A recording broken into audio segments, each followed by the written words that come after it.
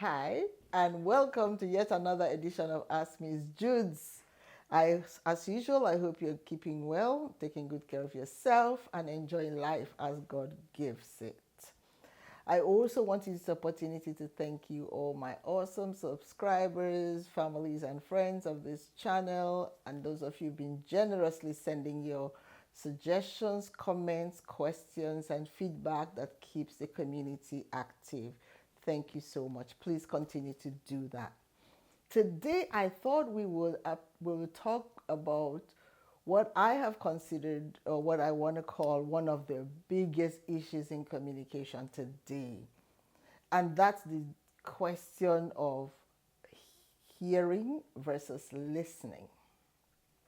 Why is this important? On a regular conversation, we might want to say, oh, what's the difference between listening and hearing, and why is it important? The truth is, by virtue of the fact that we are regular human beings with functioning external ears, we will all hear.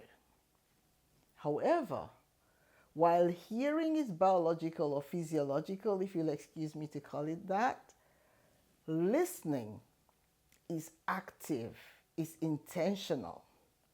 So you can be in a hearing environment and not listen. And what often happens is a misunderstanding or incomplete information that might then trigger a response or a reaction that is unexpected or sometimes unnecessary.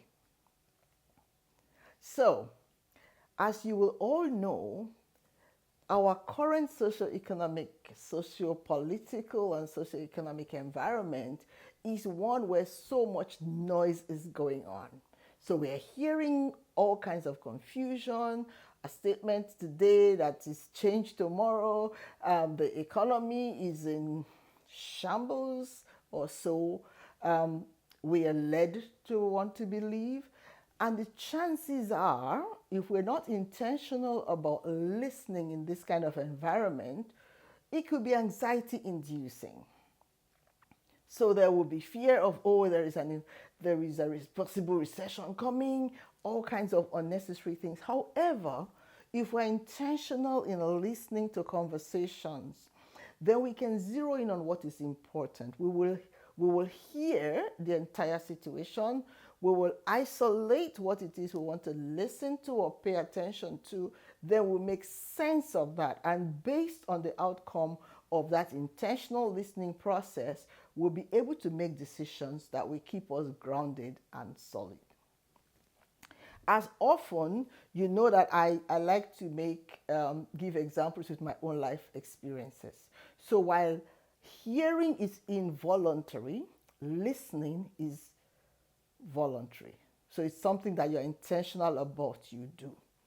So um, a few years ago, actually a few decades ago, I worked with a non-government organization. At that time, it was called Moral Rearmament. Now it's called Initiatives of Change. And we had a whole circle of people that we worked with from all over the world.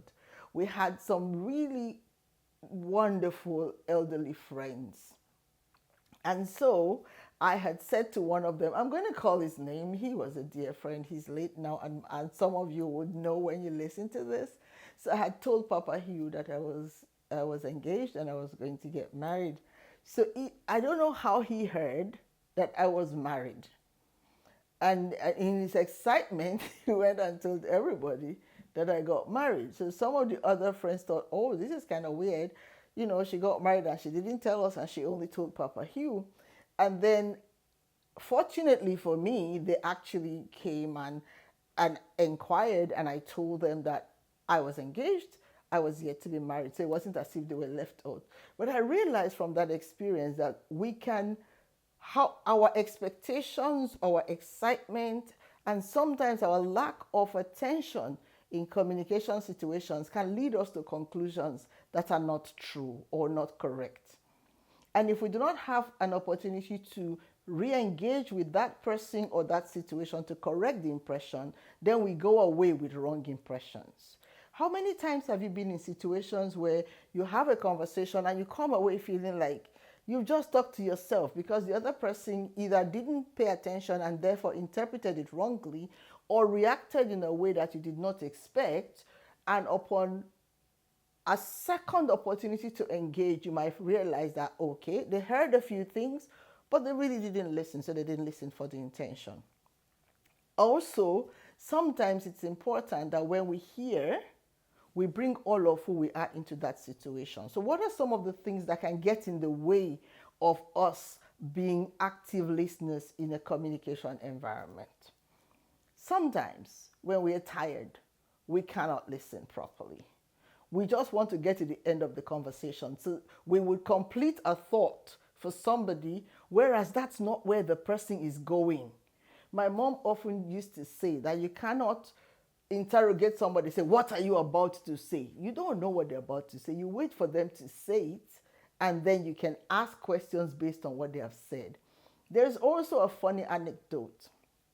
So I was trained as an English teacher, and there was an anecdote of a teacher asking students to make examples of sentences. And a young girl stood up and said, I is, and the teacher said, it can never be I is, it's I am. And the student tried, and the teacher interrupted and said, I is wrong. It should be I am. So the child said, all right, I am the ninth letter of the alphabet. The poor child was going to say I, meaning letter I, is the ninth letter of the alphabet. But because she was not allowed to finish her statement, the teacher corrected her preemptively, and by correcting her, actually made her come up with a wrong sentence. So while that is on the light side, I just want to use this opportunity to encourage us to say, in all of life's chaotic happenings, the person who intentionally listens is better off than the one who only hears bits and preemptively reaches a decision. Those decisions will usually be flawed, incomplete, and insufficient to make effective decisions. I also want to encourage us to say, when we are in, especially in important listening environments or in situations where it's important that we listen, that we are aware of the barriers, the things that can get in the way of us listening attentively. We could be tired. We could be irritated. We could be just uncomfortable about the conversation that's going on. If you are able to identify some of what these barriers are, then you can tone them down because you're intentional about listening, and we can all respectfully hear everyone's views and make sense of it. I also want to encourage us in this really noisy socio-political environment that we are intentional about what we allow to come into our spirit, so that we are in a better position and a clear mind to not just listen, but to listen respectfully and be able to contribute meaningfully to the lives of all with whom we have to relate. As always, I'm going to invite you to like, share, and subscribe, and add your examples of situations where hearing interfered with your ability to listen. It could be funny, it could be serious, but let's continue to have the conversation that we want to be meaningful and engaged members of our community. So keep bringing your best self to every situation that you participate in, at home, at work, at play, wherever you find yourself. Let's continue to be valuable members of our community. Please like, share, subscribe again. And if you'd rather send an email, you can do so to askmissjudes@gmail.com. Alternatively, you can leave your comments in the comment section. I look forward to coming your way again real soon. Take care. Bye.